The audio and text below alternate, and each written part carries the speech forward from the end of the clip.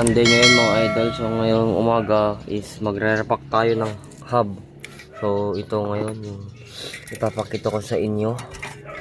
Yung hub nya is yan, LDCNC. Re-repack natin and magre-regress tayo kasi maingay daw pagka nagpe-pedaling siya. So ito yung isa. Yung harapan niya, nakabus siya, may adapter siya. Ayan. May adapter. So, tara mga idol. Samahan niyo akong i-repack tong hub na to. Let's go.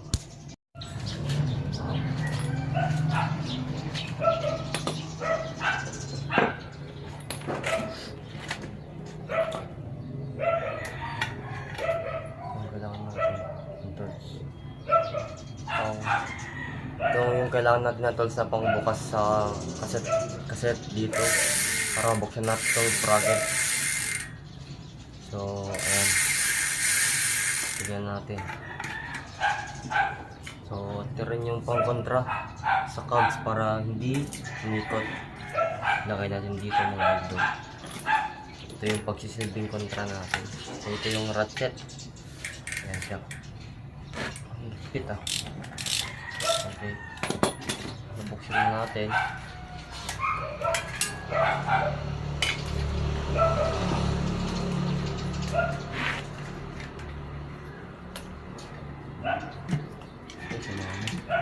Sumama sa kanila.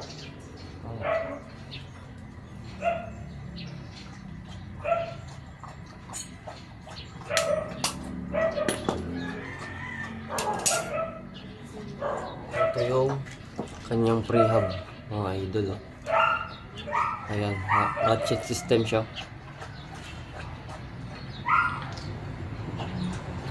So, ito yung ratchet nya.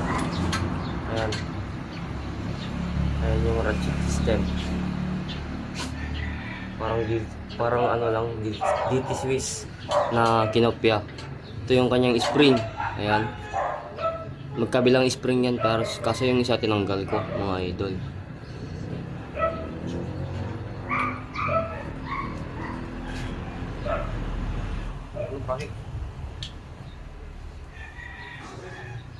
Talagang ano mga idol, makunat ikutin.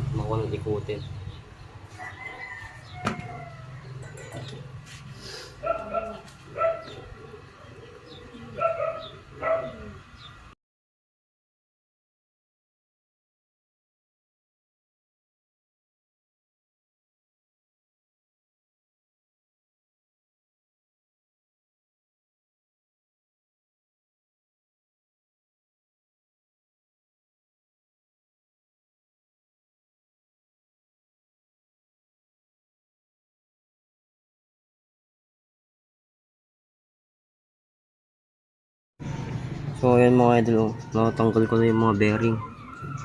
Ayan, itanggal na natin. So ayan, tanggal na. Ayan. So gawin natin is tignan natin kung ano ang itsura sa loob ng bearing. Buksan natin. Parang kinakalawang na.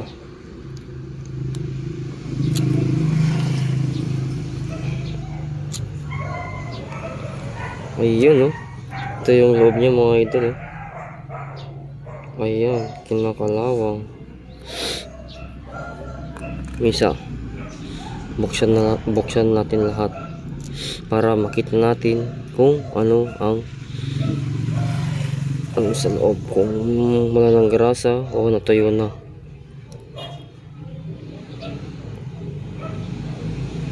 Ito, okay naman to. Mas lalo yung isa, nakalawang talaga.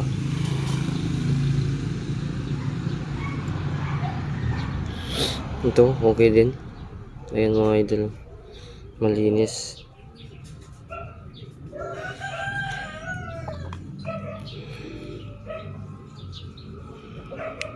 Ito, malinis nga kaso walang grasa sa loob.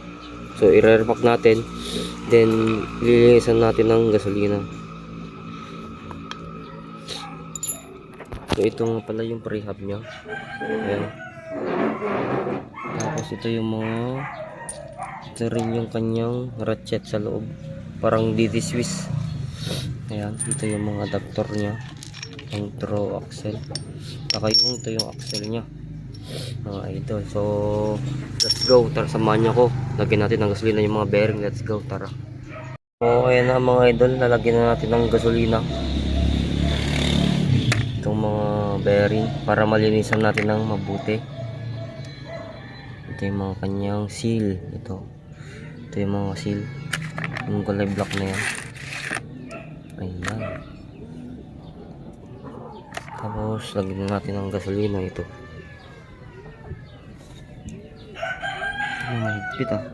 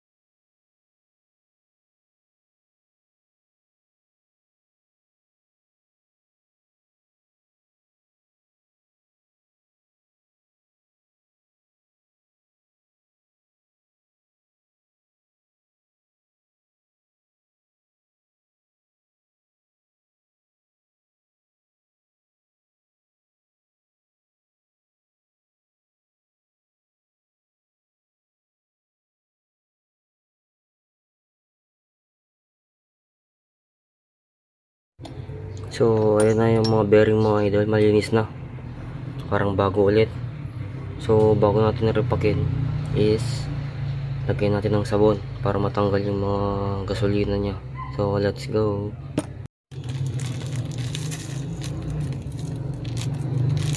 Yung sabon na to is hindi sponsor, binili ko to sa store mga idol. So ayan na, sabon na natin, tara.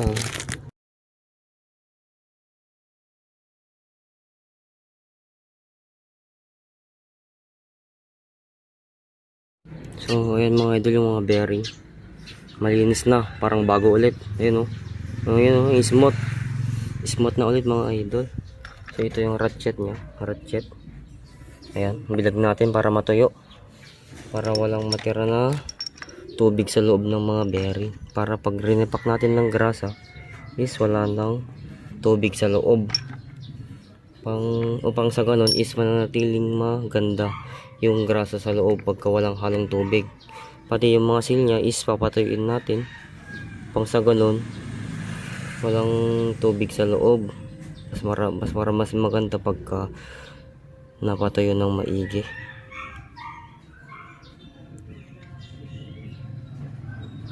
So ayan, bibilag natin, then balikan natin after 10 minutes siguro, 15 minutes para matuyo ng maigi. So tara. So ayun mga idol, tuyo na. Pwede natin lagyan ng grasa mga idol. Ayan, tuyo na siya. Ayan,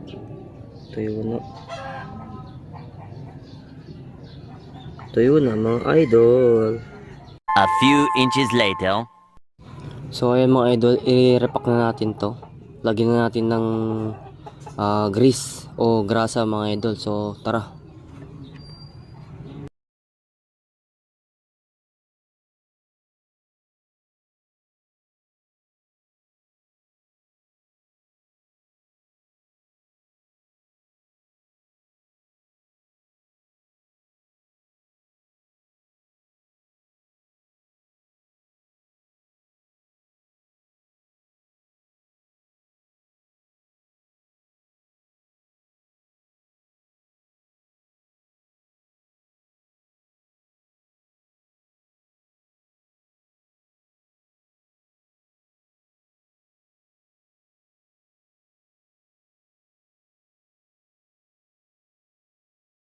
So ayun mga idol, tapos ko na i-repack.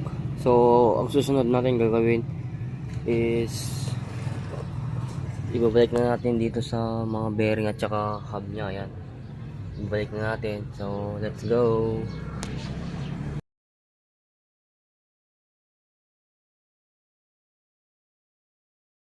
So, ay mga idol, tapos ko na narepack. Smooth na naman siya. Sa to hub. Smooth na naman mga idol.